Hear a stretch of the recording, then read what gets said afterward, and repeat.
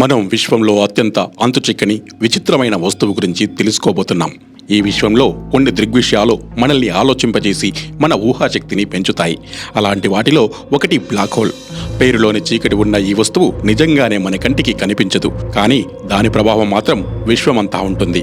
అసలు black hole అంటే ఏమిటి, అది ఎలా ఏర్పడుతుంది, దాని శక్తి ఏంటి, దాని పరిమాణం ఎంత, ఈ విషయాలన్నింటినీ ఇప్పుడు తెలుసుకునే ప్రయత్నం చేద్దాం. బ్లాక్ హోల్ అంటే ఒక భారీ వస్తువు. దాని గురుత్వాకర్షణ శక్తి ఎంత ఎక్కువ అంటే దాని నుంచి ఏది బయటికి కూడా రాలేదు, కనీసం కాంతి కూడా రాదు. అంటే కాంతి వేగంతో ప్రయాణించే కాంతి కూడా దాని గురుత్వాకర్షణ శక్తిని దాటి బయటికి రాలేదు. కాంతి బయటకు రాలేదు కాబట్టే మనం దానిని చూడలేము. అందుకే దీనిని బ్లాక్ హోల్ అనే పేరు వచ్చింది. భూమిపై నుంచి ఏదైనా వస్తువును అంతరిక్షంలోకి పంపాలంటే ఒక నిర్దిష్టమైన వేగం కావాలి. ఆ వేగాన్నే ఎస్కేప్ వెలాసిటీ అంటారు. భూమికి ఈ వేగం చాలా తక్కువ, కానీ బ్లాక్ హోల్ విషయంలో ఈ ఎస్కేప్ వెలాసిటీ కాంతి వేగం కంటే చాలా ఎక్కువగానే ఉంటుంది. కాబట్టి కాంతి కూడా దాని నుంచి తప్పించుకోలేదు. అసలు బ్లాక్ హోల్ అంటే ఎలా ఏర్పడుతుంది? ఒక బ్లాక్ హోల్ ఏర్పడాలంటే ఒక భారీ నక్షత్రం తన జీవితాన్ని ముగించుకోవాలి. నక్షత్రాలు వాటి లోపల జరిగే అనుసంలీనం వల్ల కూడా వెలుగుతూ ఉంటాయి. ఈ ప్రక్రియ వల్ల ఒక శక్తి బయటకు వస్తోంది. అది నక్షత్రాన్ని కుప్పకూలకుండా చూస్తుంది. అయితే నక్షత్రంలో ఇంధనం అయిపోయినప్పుడు అనుసంలీనం ఆగిపోతుంది.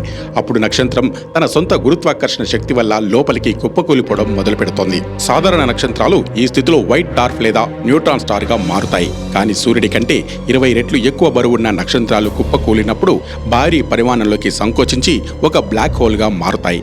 ఈ ప్రక్రియనే సూపర్నోవా అంటారు. ఇది చాలా భయంకరమైన పేలుడు. ఈ పేలుడు తర్వాత మిగిలింది కేవలం ఒక చిన్న అసాధారణమైన గురుత్వాకర్షణ శక్తి కలిగిన బిందువు మాత్రమే. బ్లాక్ హోల్కు 3 ముఖ్యమైన భాగాలు ఉంటాయి. ఈవెంట్ హారిజాన్, ఇది బ్లాక్ హోల్ యొక్క సరిహద్దు. దీనిని దాటిన తర్వాత ఏది కూడా బయటకు రాలేదు. ఇది ఒక బిందువు కాదు, ఒక గోళం. ఈ హారిజాన్ దగ్గరకు చేరుకున్న తర్వాత తిరుగు ప్రయాణం అనేది చాలా అసాధ్యమని చెప్పాలి. సింగులారిటీ, ఇది బ్లాక్ హోల్ మధ్యలో ఉన్న ఒక బిందువు. ఇక్కడ పదార్థం, స్థలం, కాలం అన్నీ ఒక అనంతమైన సాంద్రతలోకి సంకోచించబడి ఉంటాయి. ఇక్కడ భౌతిక శాస్త్ర నియమాలు పనిచేయవని శాస్త్రవేత్తలు బలంగా నమ్ముతారు.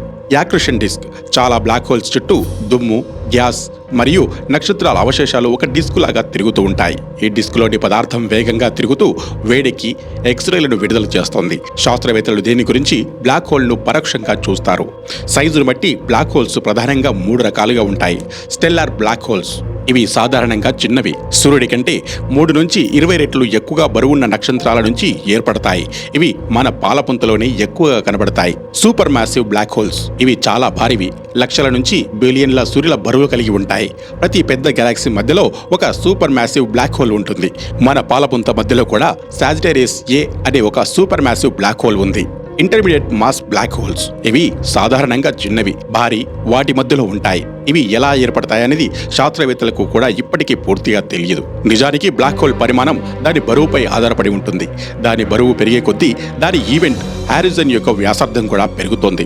ఒక సాధారణ స్టెల్లార్ బ్లాక్ హోల్ పరిమాణం కొన్ని కిలోమీటర్ల వ్యాసార్థం మాత్రమే ఉంటుంది. ఉదాహరణకు సూర్యుడి బరువుకు సమానమైన బ్లాక్ హోల్ వ్యాసార్థం కేవలం 3 కిలోమీటర్లు మాత్రమే. కొన్ని సూపర్ మ్యాసివ్ బ్లాక్ హోల్స్ మాత్రం చాలా పెద్దవి.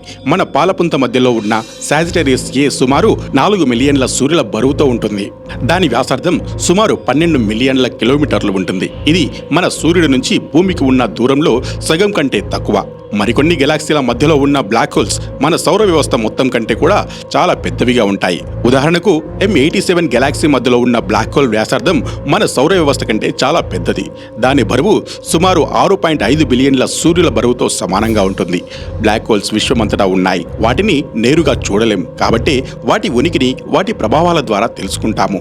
బ్లాక్ హోల్స్ చుట్టూ తిరుగుతున్న నక్షత్రాల కదలికలను, అవి విడుదల చేసే ఎక్స్రేలను, ఇతర రేడియేషన్ను అధ్యయనం చేయడం ద్వారా వాటిని గుర్తిస్తాం. మన పాలపుంతలో కొన్ని 100 మిలియన్ల స్టెల్లార్ బ్లాక్ హోల్స్ ఉన్నాయని శాస్త్రవేత్తలు అంచనా వేస్తున్నారు. అయితే చాలా వాటిని ఇంకా కనుగొనలేదు. భవిష్యత్తులో బ్లాక్ హోల్స్ ఎలా అంతమవుతాయి అంటే, ప్రముఖ శాస్త్రవేత్త స్టీఫెన్ హాకింగ్ సిద్ధాంతం ప్రకారం బ్లాక్ హోల్స్ శాశ్వతంగా ఉండవు. అవి హ్యాకింగ్ రేడియేషన్ అనే ఒక ప్రక్రియ ద్వారా నెమ్మదిగా ద్రవ్యరాశిని కోల్పోతూ చివరికి ఆవిరైపోతాయి.